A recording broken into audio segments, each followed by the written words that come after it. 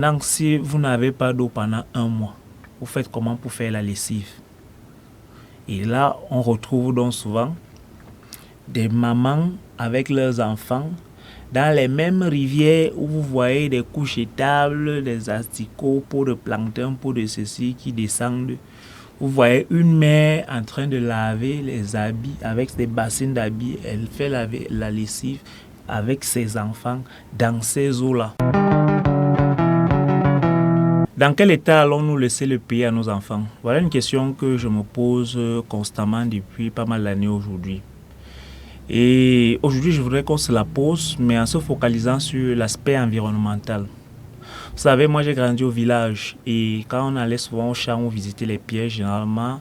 Quand on traversait les rivières, on regardait toujours dans l'eau pour essayer de voir des poissons. Et c'était toujours plaisant à voir. Malheureusement, aujourd'hui, dans les villes, à chaque fois que je traverse une rivière, j'ai toujours le réflexe de regarder dans l'eau pour essayer de voir des poissons. Mais généralement, ce que je vois, ce sont des couches jetables, ce sont des pots de plantain, ce sont des vieux vêtements, des vieilles chaussures, des bouteilles en plastique. Bref, on a transformé, dans nos villes, on a transformé des rivières en dépôts d'ordures. On a transformé des rivières en poubelles. Et ça, c'est quelque chose qui me fend le cœur. C'est quelque chose qui m'attriste énormément. Mais pourquoi est-ce qu'on en est arrivé là? Je pense qu'il y a deux principales raisons. La première étant l'incivisme des citoyens. Moi, je pense qu'il y a un véritable problème d'incivisme. Parce qu'il est inconcevable que des gens préfèrent attendre lorsqu'il pleut pour jeter les ordures dans les rigoles en espérant que l'eau qui ruisselle emporte les ordures. Mais elle les emporte pour les déverser où? Il est inconcevable que les gens préfèrent aller verser les ordures dans les rivières plutôt que de les déverser dans des points de ramassage d'ordures. Donc, le seul motif que la rivière est à proximité de la maison, quelqu'un préfère jeter là dans la rivière en espérant que ça va descendre avec l'eau. Et oubliant que ce qu'on fait, c'est qu'on est en train de créer un environnement qui sera invivable pour nous-mêmes. Donc, le deuxième facteur pour lequel je me dis qu'on en est arrivé là, c'est un facteur gouvernemental.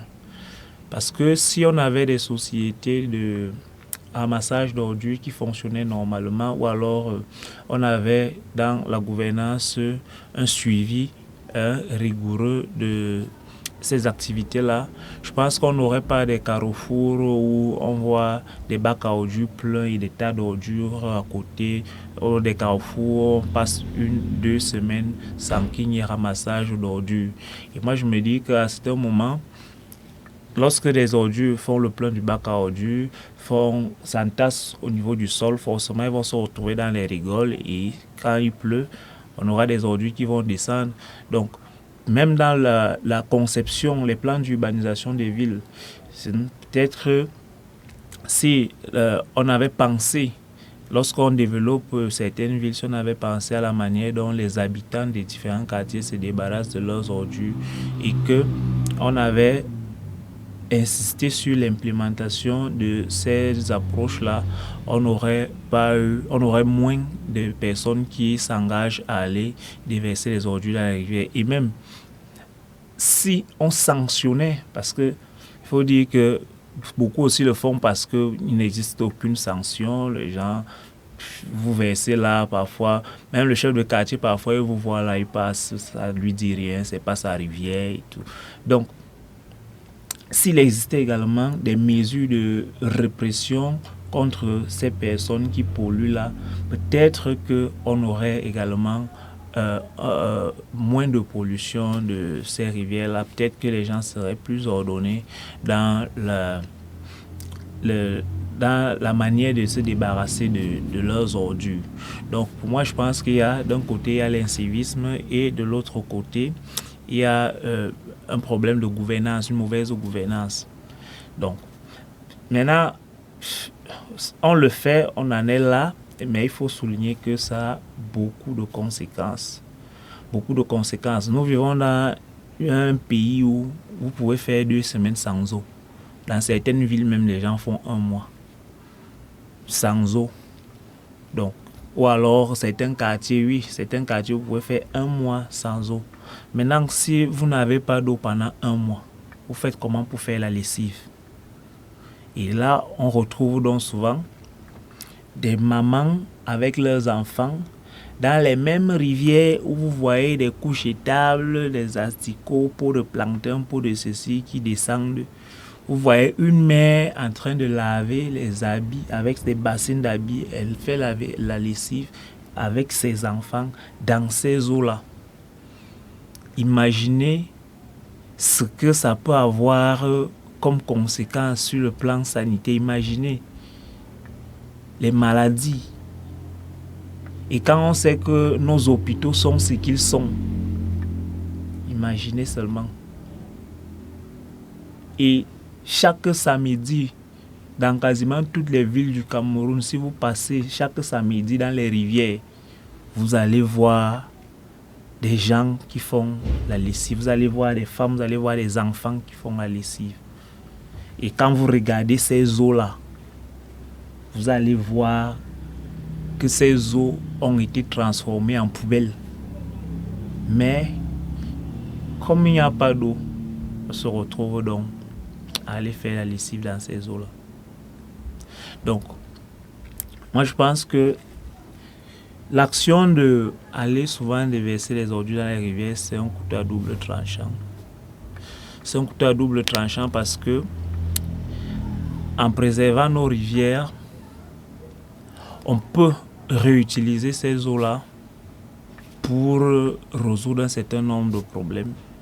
En préservant nos rivières, on peut même avoir des poissons. Et qui sait, je peux avoir faim aujourd'hui et décide de ne pas aller à Congel-Cam. Je prends mes hameçons et puis je vois si je peux attraper 1 ou 2 poissons. Mais dans une rivière où au lieu d'avoir des poissons, on retrouve les pots de plancton, on ne peut plus rien espérer.